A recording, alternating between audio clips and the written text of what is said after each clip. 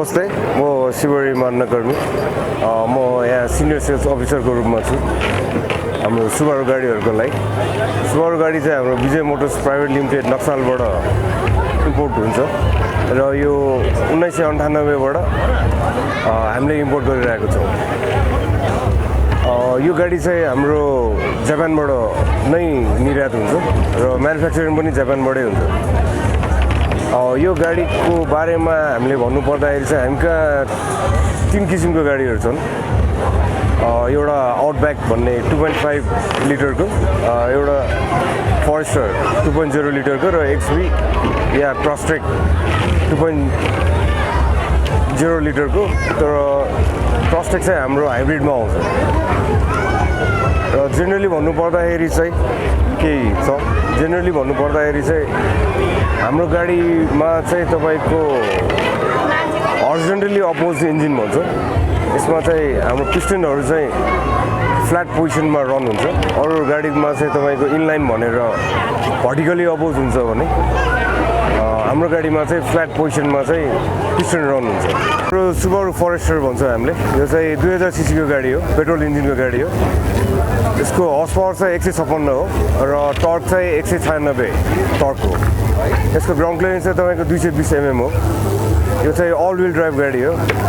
तपाईँको 4वटै चक्काले तपाईँको ड्राइभ हुने गाडी हो र यो स्पेसली अफ रोडको लागि बनाएको गाडी हो। र यसमा हामीले यो टेन्टहरू जुन देखिरहनु भएको छ, यो चाहिँ तपाईँको फ्यामिलीहरू बाहिर क्याम्पिङ गर्दाखेरि आउटडोर ओभरनाइट स्टे गर्नको लागि पनि मिल्छ भनेर हामीले यो एउटा डिस्प्ले गर्न राखेको गाडीहरू हो। यो गाडीको चाहिँ मेन खासियत या स्पेसियालिटिज भनेको चाहिँ तपाईँको बुट स्पेसहरू भयो, तपाईँको लेग रुम, पछाडि बस्ने लेग रुम तपाईँको स्पेसियस हुन्छ र यो तपाईँको युरोपियन स्ट्यान्डर्ड र तपाईँको अमेरिकन स्ट्यान्डर्डमै बनेको गाडीहरू हो। तपाईँको यसमा चाहिँ तपाईँको सेफ्टी वाइज चाहिँ हामीले सबैभन्दा बढी रिसर्च एन्ड डेभलपमेन्ट गरेको हुन्छ। यसमा चाहिँ तपाईँको ANCAP American new car association programme, GNCAP global new car association programme र तपाईँको ENCAP European new car association प्रोग्राममा चाहिँ हामी 5 स्टार रेटिङमा छौँ। त्यो भन्नाले चाहिँ तपाईँको सेफ्टी वाइज चाहिँ फ्यामिली होस् या सेल्फ ड्रिभन होस् या प्यासेन्जर साइडको होस्, यसमा चाहिँ तपाईँको 11 एयर ब्याग हुन्छ, जसले चाहिँ तपाईँको कुनै पनि एक्सिडेन्टल या कोलिजनमा चाहिँ तपाईँलाई फुल्ली तपाईँलाई सेफ राख्छ यो गाडीले। र अर्को कुरा, हाम्रो यो फ्ल्याट इन्जिन रन हुने भएकोले चाहिँ यो गाडी चाहिँ तपाईँको स्पिडमा शार्प टर्न गर्दाखेरि चाहिँ गाडी रोल ओभर हुँदैन यो गाडी, जसले गर्दा चाहिँ तपाईँको जस्तै तपाईँको WRC भनौँ हामीले वर्ल्ड र्याली च्याम्पियनसिपमा पनि तपाईँको सुबारुसँग चाहिँ हाइएस्ट टाइटल सुबारु कम्पनीसँग नै छ र त्यसमा रन हुने गाडी चाहिँ WRX हो, WRX STI हो। त्यो फ्याक्टर चाहिँ किन हो भने चाहिँ तपाईँको टेक्नोलोजी वाइज हरिजन्टली अपोज इन्जिनले चाहिँ तपाईँको सेन्टर अफ मास र सेन्टर अफ ग्राभिटीलाई चाहिँ एक ठाउँमा राखिराख्छ, जो चाहिँ इन्क्लाइन र भर्टिकल इन्जिनहरूमा हुँदैन। र तपाईँको चाहिँ हाम्रो यो सुबारु गाडी चाहिँ खास 1945 देखि चाहिँ जब वर्ल्ड वार 2 तपाईँको एउटा ट्रिटीमा टाइअपमा वर्ल्ड वार 2 तपाईँको जब बन्द भयो, पहिला चाहिँ तपाईँको एयरक्राफ्ट म्यानुफ्याक्चरर कम्पनी हो, पछि चाहिँ तपाईँको कमर्सियलाइज भएर चाहिँ प्यासेन्जर सेगमेन्टको गाडीहरू बनाउन सुरु गरे हो। र हाल चाहिँ यो सोरुम चाहिँ तपाईँको नक्साल भगवतीमा 1995 देखिन्छ। हाम्रो यो गाडीमा तपाईँको 8-way एडजस्टेबल सिट हुन्छ। यो भन्नाले तपाईँको इलेक्ट्रोनिकली यो हामीले एडजस्ट गर्न मिल्ने हुन्छ। यो 8 तरिकाले हुन्छ, 8-way एडजस्टेबल सिट भन्छ हामीले। त्यस पछाडि यहाँ भन्दाखेरि मेमोरी सिट पनि हुन्छ। मेमोरी सिटमा चाहिँ हामीले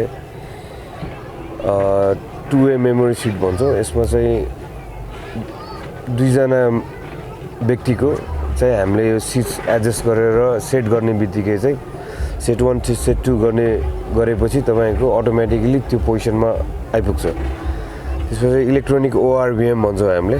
यो चाहिँ तपाईँको भित्रैबाट तपाईँको यो आउटर रियर भ्यू मिररलाई हामीले एडजस्ट गर्न मिल्छ हजुर त्यसपछि सेन्टर लकहरू भयो त्यसपछि अटोमेटिक तपाईँको इलेक्ट्रोनिक यो तलमाथि गर्न मिल्छ यसमा विथ एन्टी पिन्स हुन्छ यो लक यो रिट्र्याक्ट हुने भएकोले हामीले एन्टी पिन्स भन्छौँ यसलाई अनि वान टच पनि भयो यो सिसाको ग्लासेसहरू स्टियरिङमा आउनुहुन्छ भने तपाईँको टिल्ट एन्ड टेलिस्कोपिक भन्छ तलमाथि पनि गर्न मिल्यो माथि तल पनि गर्न मिल्यो त्यो माथि अर्को चिज हेर्नुहुन्छ भने हाम्रो यसमा मोड चेन्ज गर्न मिल्छ स्पोर्ट्स मोड र इन्टेलिजेन्ट मोड भनेर छ स्पोर्ट्स मोडमा चाहिँ अलिकति तपाईँको पिकअपहरू हाई र तपाईँको इन्स्टेन्ट तपाईँको गाडीको स्पिडहरू बुस्ट गर्न मिल्छ भने इन्टेलिजेन्ट भनेको सिटी एरियामा जाम एरियामा तपाईँले चलाउनु पऱ्यो भने तपाईँको यो मोडहरूबाट तपाईँको इकोनोमिक र माइलेजको हिसाबले हामीले रन गर्न मिल्यो त्यो माथि हेडलाइटहरूको कुरा गर्नुहुन्छ भने हाम्रो चाहिँ स्टियरिङ जतातिर तपाईँले रोटेट गर्नुहुन्छ हेडलाइट पनि त्यतैतिर टर्न हुन्छ त्यो माथि अटोमेटिक तपाईँको हेडलाइट बिमहरू चाहिँ तपाईँको पार्किङतिर जानु भएको खण्डमा या अँध्यारोबाट रात परेको खण्डमा चाहिँ हेडलाइटहरू चाहिँ अटोमेटिक अन हुने त्यो कुराहरू हुन्छ वाइपरहरूको पनि कुरा गर्दाखेरि चाहिँ अटोमेटिक रेन सेन्सिङ वाइपरहरू हुन्छ यसमा त्यो माथि चाहिँ यो तपाईँको 7 स्पिड गियर बक्स भयो 7 स्पिड गियर बक्समा चाहिँ तपाईँको पार्किङ रिभर्स न्युट्रल र ड्राइभ हुन्छ त्यसपछि तपाईँको स्पोर्ट्स म्यानुअल मोडमा पनि तपाईँले चलाउन सक्नुहुन्छ यो गाडीलाई अनि तपाईँको इलेक्ट्रोनिक पार्किङ ब्रेक भयो म्यानुअल ब्रेकको ठाउँमा इलेक्ट्रोनिक पार्किङ ब्रेक छ तपाईँको एबिएस भनेको अटो भेहिकल होल्ड अब ट्राफिकहरूमा रोक्दाखेरि चाहिँ तपाईँले ब्रेक थिचेर राख्नुपर्ने हुँदैन ब्रेकलाई छोडेको खण्डमा पनि गाडी रुकेर बस्ने भयो त्यो माथि तपाईँको एक्स मोड भनेर छ एक्स मोडमा चाहिँ तपाईँको अल विल चाहिँ all time all wheel drive नै हो यो तर स्टिल अफ रोडिङ गर्नु परेको केसमा चाहिँ अफ रोडिङको बाटोहरूमा आउँदाखेरि तपाईँले एक्स मोड अन गर्नु भयो भने चाहिँ यसले चाहिँ मोर इफेक्टिभली कुन टायरलाई चाहिँ कति पावर चाहिने भनेर डिफाइन गर्न सक्ने केपेबिलिटीको गाडी भयो अझ यहाँ हेर्नुहुन्छ भने तपाईँको अफ रोडिङ गर्दाखेरि चाहिँ तपाईँको कुन गाडी कति एङ्गलमा छ भन्ने कुराहरू पनि देखाउँछ भने यतापट्टिको टायर प्रेसरहरू कुन टायरलाई बढी फोर्स परिरहने कुराहरू पनि यसमा देखाउँछ त्यो माथि तपाईँको एप्पल कार प्लेहरू पनि भयो तपाईँको GPS navigation Apple car play यसमा तपाईँले नेभिगेट गर्न सक्नुभयो ब्लुटुथबाट कनेक्ट गरेर पनि तपाईँले आफ्नो एक्सेसहरू पनि गर्न सक्नुभयो इन्फोटेनमेन्ट एक्सेसहरू पनि तपाईँले भयो यसमा डुअल जोन क्लाइमेट्रोनिक एसी हुन्छ ड्राइभर र प्यासेन्जर साइड दुवैले चाहिँ आफूलाई चाहेको टेम्परेचर वाइज चाहिँ टेम्परेचर एडजस्ट गर्न मिल्यो यसमा एयरब्याग चाहिँ तपाईँको 11वटा एयरब्याग हुन्छ तपाईँको ड्राइभर प्यासेन्जरबाट पनि आउने हुन्छ ड्राइभर साइडलाई चाहिँ नी एयरब्याग भनेर यहाँ एक्सिडेन्टल फ्रन्ट कोलिजनको केसमा यहाँबाट पनि आउने भयो त्यसपछि साइड एयरब्याग यहाँबाट तपाईँको यो सिटहरूबाट आउँछ यहाँबाट आउँछ अनि तपाईँको यो फुल बडीको लागि चाहिँ यस्तोबाट यो कटन एयरब्याग भनेर आउँछ स्पिकरमा चाहिँ तपाईँको कार्बन स्पिकर्स हुन्छ अनि रुम स्पेसहरू चाहिँ युरोपियन स्ट्यान्डर्डको हाइटको लागि चाहिँ room space leg room space भन्छौँ हामीले युरोपियन स्ट्यान्डर्डको लागि बनाइरहेको हुन्छ यदि 6 फिटको मान्छेहरू पनि एउटा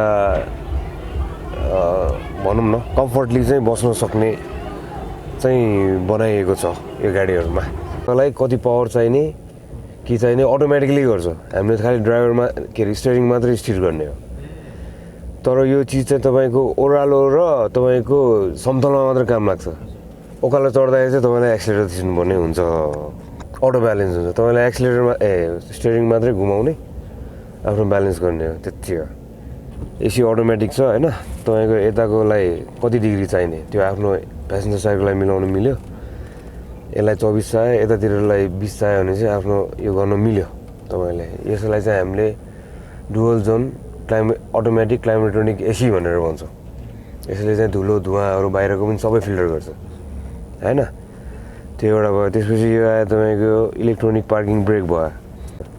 अनि यो एभिएस भन्ने छ, यहाँनिर हेर्नु, यहाँ एभिएस लेखिरहेको छ है, अटो भेहिकल होल्ड भन्छ। यो तपाईँको कस्तो हुन्छ भने चाहिँ अटोमेटिक गाडीहरूमा चाहिँ ट्राफिकमा पुगिसकेपछि तपाईँले ब्रेक थिचिरहनु पर्छ क्या, बढेन गाडी पुरै स्टिल बेला आइसकेपछि चाहिँ तपाईँले ब्रेक थिचेर चाहिँ बस्नु मिल्यो।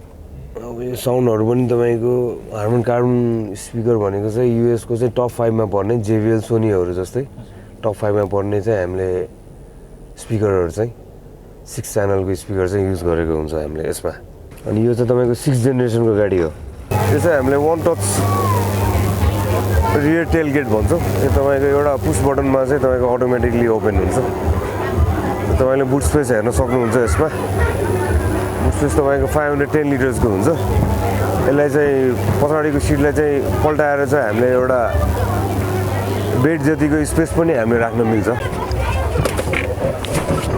यो चाहिँ बाहिरतिर आउटडोर स्पेसली बाहिरतिर चाहिँ तपाईँको एउटा म्याट्रेस पनि पाउँछ यसैमा। त्यो म्याट्रेसलाई चाहिँ हामीले राखेर चाहिँ बेलुका ओभरनाइट स्टे गर्नलाई सुत्न पनि मिल्यो। यसमा चाहिँ तपाईँको स्पेयर व्हिल हुन्छ। यो चाहिँ स्पेयर व्हिल राख्ने बकेट भयो है। यो चाहिँ तपाईँको नर्मल अरू टायरभन्दा 1 इन्ची सानो हुन्छ, त्यो चाहिँ सेफ्टीको लागि हो। यो चाहिँ वान टचमा हामीले